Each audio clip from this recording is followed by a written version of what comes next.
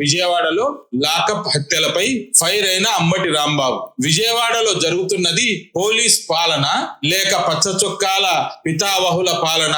Subject correction ఎవరైనా ఉంటే చెప్పమనండి అని ప్రశ్నిస్తున్న మాజీ మంత్రి అంబటి రాంబాబు. పోలీస్ స్టేషన్లు ఇవాళ భక్షించే కేంద్రాలుగా మారిపోయాయి. మే 24వ తేదీన సాయి కృష్ణను తీసుకొచ్చి కాల్చి బూడిద చేశారు, ఆధారాలు మాయం చేశారు. అలాగే క్రాంతి కుమార్ కు సంబంధించి వీడియో సాక్ష్యాధారాలు ఉన్నా ఇప్పటి వరకు మర్డర్ కేసుగా ఎందుకు నమోదు చేయలేదని ప్రశ్నిస్తున్న అంబటి రాంబాబు. పోలీసులే నేరం చేసి మళ్ళీ పోలీసులే విచారణ చేస్తే బాధితులకు న్యాయం జరుగుతుందా? ఇది ఎలా ఉందంటే దొంగ చేతికి తాళాలు ఇచ్చినట్లు లేదా అంటూ ప్రశ్నిస్తున్న మాజీ మంత్రి అంబటి రాంబాబు. టాస్క్ ఫోర్స్ సిబ్బంది కమిషనర్ ఆదేశాలు లేని ఒక్క అడుగు కూడా ముందుకు వేయలేరు. మరి సాయి కృష్ణను ఎవరు తీసుకొచ్చారు?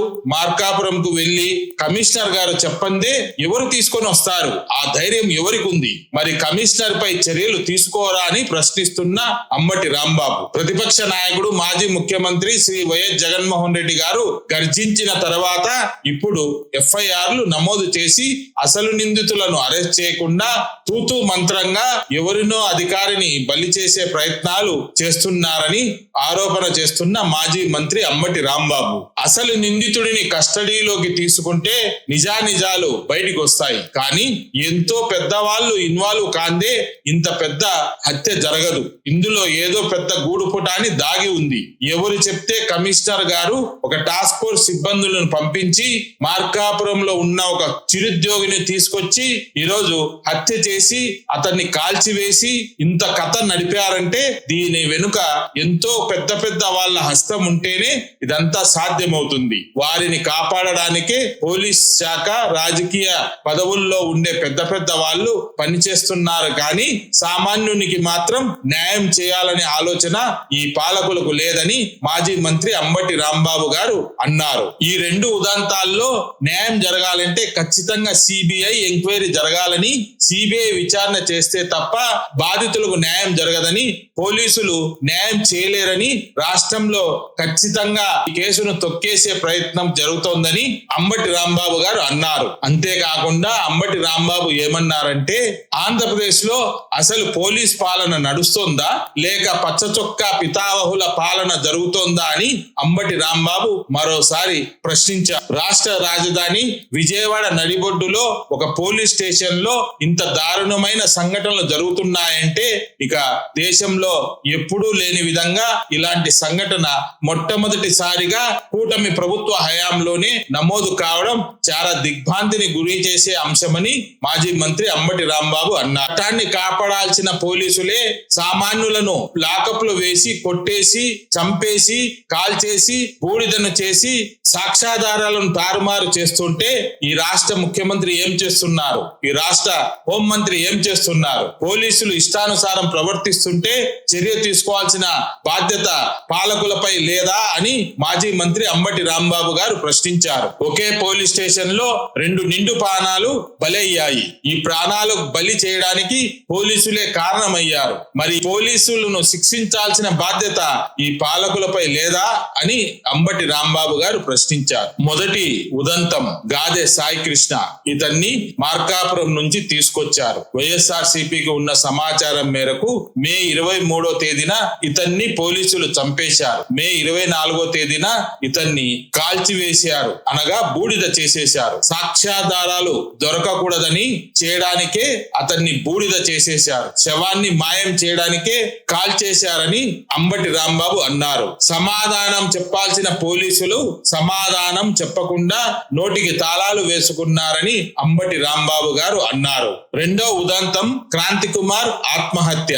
అదే పోలీస్ స్టేషన్ లో మే 21వ తేదీన చిత్రహింసలకు గురైన వ్యక్తి క్రాంతి కుమార్ ఆత్మహత్య చేసుకుని చనిపోయాడు. వీడియోలో సుష్టంగా చనిపోయే ముందు అతను చెప్పిన విషయాలన్నిటినీ పరిగణలోకి తీసుకోకుండా మర్డర్ కేసుగా నమోదు చేయకుండా విచారణను కోల్డ్ స్టోరేజ్ లో పోలీసులు పెట్టేశారని అంబటి రాంబాబు గారు ఆరోపణ చేశారు. ఈరోజు సిఏ నాగరాజును బలిపశువును చేస్తూ లోపభూయిష్టమైన సెక్షన్లతో కేసులు నమోదు చేసి వ్యవహారాన్ని పక్కదారి పట్టించే ప్రయత్నం చేస్తున్నారని అంబటి రాంబాబు అన్నారు. మార్కాపురం నుంచి గాదె సాయికృష్ణను సిఐ నాగరాజు ఒక్కరే వెళ్లి తీసుకొచ్చారా? టాస్క్ ఫోర్స్ సిబ్బంది తీసుకొచ్చారు. మరి నాగరాజును ఎందుకు అరెస్ట్ చేస్తున్నారు? నాగరాజు మీద చర్యలు ఎందుకు తీసుకుంటున్నారు? అది కూడా లోపభూయిష్టమైన చర్యలు ఎందుకు? అసలు చర్యలు తీసుకోవాల్సింది పోలీసులపై, అనగా టాస్క్ ఫోర్స్ సిబ్బందిపై. టాస్క్ ఫోర్స్ కు సిబ్బందికి ఆదేశాలు ఇచ్చిన కమిషనర్ పై. అసలు కమిషనర్ పై చర్యలు తీసుకోకుండా ఒక కింది స్థాయి సిఐ మీద చర్యలు తీసుకొని ఏదో చేసేస్తున్నట్లు, వ్యవహారాన్ని చక్కబెడుతున్నట్లు ఫోజులు కొట్టడం తప్ప ఈ ప్రభుత్వం చేసిందేమీ లేదని అంబటి రాంబాబు గారు అన్నారు. సిఐ నాగరాజును కూడా అరెస్ట్ చేయవద్దని, ఇంత జరిగినా మనుషులు చనిపోయినా అతను చాలా మంచి సిన్సియర్ ఆఫీసర్ అని కొంతమంది ప్రయత్నం చేస్తున్నారని, అసలు మనుషులు చనిపోతే సిఐ గారి మీద చర్యలు తీసుకోకూడదా అని అంబటి రాంబాబు గారు ప్రశ్నించారు. వైఎస్ఆర్సీపీ స్టాండ్ ఏమిటంటే, అసలు సిఐ గారినో కమిషనర్ గారి మీదనో మాకు ఎటువంటి కోపం లేదు. మాకల్లా న్యాయం జరగాల్సింది బాధితులకు, చనిపోయిన కుటుంబానికి న్యాయం జరగాల్సిందిగా మేము డిమాండ్ చేస్తున్నామని అంబటి రాంబాబు గారు అన్నారు. ఒక నిండు ప్రాణాన్ని లాకప్ లో చంపేసి చివరకు బూడిద చేసేస్తే ప్రశ్నించే వారే లేకుంటే రాబోయే రోజుల్లో చాలా మంది ఇలాగే శవమై బూడిదై వస్తుందనే భయంతోనే వైఎస్ఆర్సీపీ పార్టీ తరఫున ఈరోజు మేము ప్రజల కోసం పోరాటం చేస్తున్నామని అంబటి రాంబాబు గారు అన్నారు. వైఎస్ఆర్సీపీ డిమాండ్ ఏమిటంటే, మొదటి ఉదంతం గాదె సాయికృష్ణ అంశంలో ఖచ్చితంగా కమిషనర్ గారి మీద చర్యలు తీసుకోవాలి. అలాగే నిందితులపై హత్యా నేర ఆరోపణల కింద కేసులు నమోదు చేయాలనేది ఒక ఉదంతం అయితే, రెండో ఉదంతం కూడా ఎవరైతే ఆత్మహత్యకు పురిగొల్పారో, ఆత్మహత్య చేసుకునేలా అతనికి చిత్రహింసలు గురి చేశారో ఆ పోలీస్ అధికారుల మీద చర్యలు తీసుకోవాలని వైఎస్ఆర్సీపీ పార్టీ డిమాండ్ చేస్తోంది. ఈ రెండు అంశాలలో బాధితులకు తక్షణమే న్యాయం జరిగేలా వైఎస్ఆర్సీపీ పోరాటం చేస్తుందని అంబటి రాంబాబు గారు అన్నారు. ఇంకా ఏమన్నారో అంబటి రాంబాబు గారి మాటల్లోనే వినండి. విజయవాడలో గాదె సాయికృష్ణ దారుణమైన లాకపులు హత్య, ఈ ఆరోపణ. ఆ తరువాత క్రాంతి కుమార్ అదే పోలీస్ స్టేషన్ లో చిత్రహింసలకు గురై మే 21వ తారీఖున ఆత్మహత్య చేసుకున్నటువంటి ఉదంతం. ఈ రెండు రాష్ట్రాన్ని కాదు దేశాన్ని ప్రకంపనలు సృష్టిస్తున్నటువంటి సంఘటన. రక్షించవలసినటువంటి పోలీసు స్టేషన్ లోనే నేరస్తులుగా మోపబడినటువంటి వారిని తీసుకువెళ్లి భక్షించేటటువంటి కార్యక్రమం చేయటం అనేది చాలా దురదృష్టకరమైన అరుదైన సంఘటన. చిత్రం ఏంటంటే, కొట్టారు, చంపేశారు. What is the intention is different. Intention ఏంటనేది ఇన్వెస్టిగేషన్ లో తేలాలి. సాక్ష్యాధారాలు లేకోకుండా డెడ్ బాడీని బూడిద చేశారనేటువంటి ఆరోపణ, ఇది బహుశా దేశ చరిత్రలో ఎక్కడ జరిగి ఉండదు అనేది నా అభిప్రాయం. Subject to the correction. అయితే మన రాష్ట్రంలో చట్టబద్ధ పాలన జరుగుతుందా లేకపోతే బీతావాహ పాలన జరుగుతుందా అనేటువంటి సందేహం కలుగుతాం. రాష్ట్ర రాజధాని విజయవాడ నడిబొడ్డులో ఇంత దారుణమైన సంఘటన జరిగితే 40 రోజుల వరకు మాట్లాడిన వాళ్ళు లేరు. మే 9వ తారీఖున జరిగినటువంటి సంఘటన. సాయికృష్ణ మార్కాపురం నుంచి తీసుకొచ్చారు. మనకు అందుతున్న సమాచారం మేరకు 23వ తారీఖు చనిపోయాడు, 24వ తారీఖున క్రిమేషన్ చేశారు. ఇది అందుతున్న సమాచారం. వాస్తవాలు అవాస్తవాలు ఏంటో చెప్పవలసింది పోలీస్ డిపార్ట్మెంట్. ఇంత జరుగుతున్న పోలీస్ డిపార్ట్మెంట్ మాత్రం మూతికి ప్లాస్టర్ వేసుకుంది. ఎవ్వరూ మాట్లాడరు. ముఖ్యమంత్రి మాట్లాడు, హోంమంత్రి మాట్లాడరు, డీజీపీ మాట్లాడరు, కమిషనర్ కూడా మాట్లాడు. అసలు ఏం జరుగుతుందో తెలియదు. చెప్పడానికి ఎందుకు సందేహిస్తున్నారో నాకు అర్థం కావటం లేదు. అసలు కొన్ని వాస్తవాలు వింటుంటే హౌ ఫార్ ఇస్ ట్రూ అనేది పోలీసు వారు చెప్పాలి. చాలా ఆశ్చర్యాన్ని కలిగిస్తున్నాయి. నాగరాజ్ అనే వ్యక్తిని ఇవాళ నేరారోపణలు పెట్టి ఒక ఎఫ్ఐఆర్ రిజిస్టర్ చేశారు. సరే, ఆ ఎఫ్ఐఆర్ లోపభూయిష్టమైన ఎఫ్ఐఆర్. దాన్ని ఇంతకు ముందు చెప్పాను, మళ్ళా చెప్తాను. బహుశా ఆయనకి సహాయం చేయడం కోసం చేశారో లేకపోతే ఆతృతతో చేశారో, ఒక లోపభూయిష్టమైన లాలో నిలవలేనటువంటి ఒక ఎఫ్ఐఆర్ ని 170/26 పేరుతో రిజిస్టర్ చేశారు. దాని మీద ఇన్వెస్టిగేషన్ చేస్తున్నామని రోజు పుంఖాలుగా టీవీలో వస్తున్నాయి. సాయికృష్ణ మార్కాపురం నుంచి ఎవరు తీసుకొచ్చారు? నాగరాజు తీసుకొచ్చాడా? మాకు అందుతున్న సమాచారం మేరకు టాస్క్ ఫోర్స్ వెళ్లి తీసుకొచ్చింది. టాస్క్ ఫోర్స్ ఎందుకు వెళ్లాల్సి వచ్చింది? టాస్క్ ఫోర్స్ ఎవరి ఆధీనంలో ఉంటుంది? నాగరాజు ఆధీనంలో ఉండదు, కృష్ణలంక పోలీస్ స్టేషన్ ఆధీనంలో ఉండదు, సాక్షాత్తు కమిషనర్ ఆధీనంలో ఉంటుంది, ఆయన ఆధ్వర్యంలో ఉంటుంది. కమిషనర్ గారి ఆదేశాలు లేకోకుండా టాస్క్ ఫోర్స్ ఒక అడుగు కూడా ముందుకు వేయదు. అంటే మార్కాపురంలో ఉన్నటువంటి ఉన్నటువంటి సాయి కృష్ణ ఏదో చిన్న పని చేసుకుంటున్నాడు అక్కడ. టాస్క్ ఫోర్స్ వెళ్ళి అతను తీసుకొచ్చింది అంటే కమిషనర్ కు తెలియదా? కమిషనర్ ఆదేశాలు లేకుండా వెళ్ళారా? ఒకవేళ నిజంగానే కమిషనర్ ఆదేశాలు లేకుండా వెళ్ళారంటే వాళ్ళు క్రమశిక్షణ రాహిత్యానికి పాల్పడ్డట్టే. అంటే నేను చెప్పదలుచుకున్నది ఏంటంటే కమిషనర్ గారి ప్రమేయంతోనే సాయి కృష్ణను తీసుకొచ్చారు.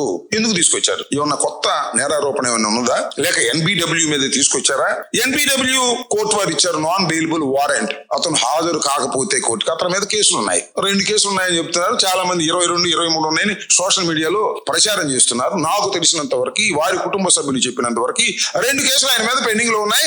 NBW ఇచ్చారు, నాన్ బెయిలబుల్ వారెంట్ ఇచ్చారు. నాన్ బెయిలబుల్ వారెంట్ ఇస్తే కోర్టు తరపున వెళ్లి అతన్ని పట్టుకుని తీసుకొచ్చి కోర్టులో ప్రొడ్యూస్ చేయాలి వితిన్ 24 hours లో. టాస్క్ ఫోర్స్ ఎందుకు వెళ్ళింది? ఏమన్నా పోనీ అరెస్ట్ మేమేమైనా ఉందా? పోలీస్ స్టేషన్ తీసుకొచ్చారా? కుటుంబానికి సమాచారం ఇచ్చారా? మెడికల్ పరీక్షలు ఏమన్నా చేయించారా?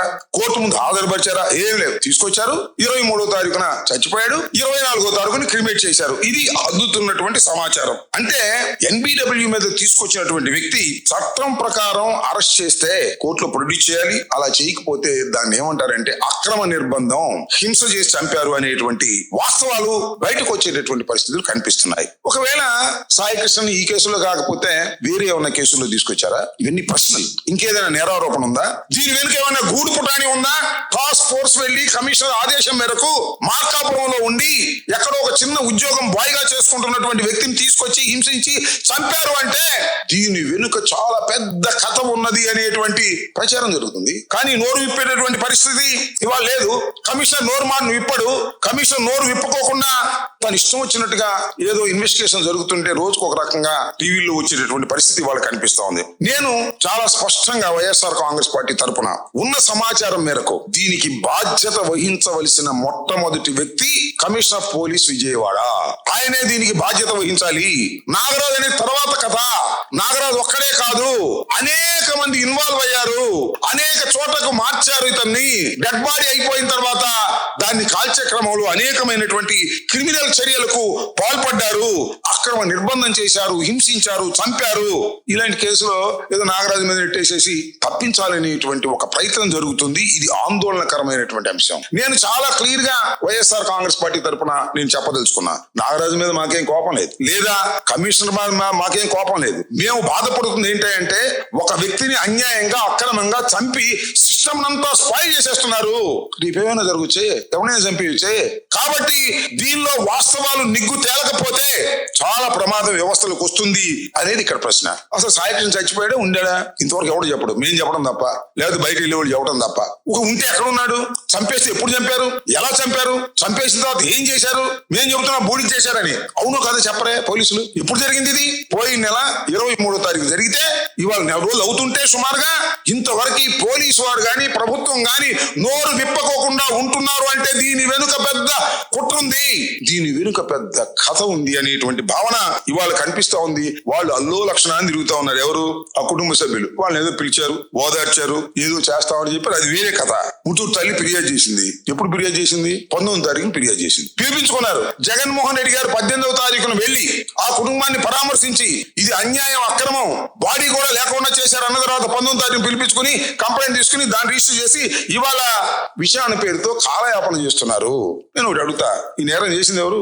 పోలీసులు. కానిస్టేబుల్ చేశాడా, సిఐ చేశాడా, కమిషనర్ చేశాడా, టాస్క్ ఫోర్స్ చేసిందా, లేకపోతే డీజీపీ చేశాడా? ఎవరు చేసినా కూడా పోలీసులే కదా ఈ నేరం చేసింది. అతి ఘోరమైన నేరాన్ని పోలీసులు నేరం చేస్తే పోలీసులు విచారిస్తున్నారు. విన్నారా?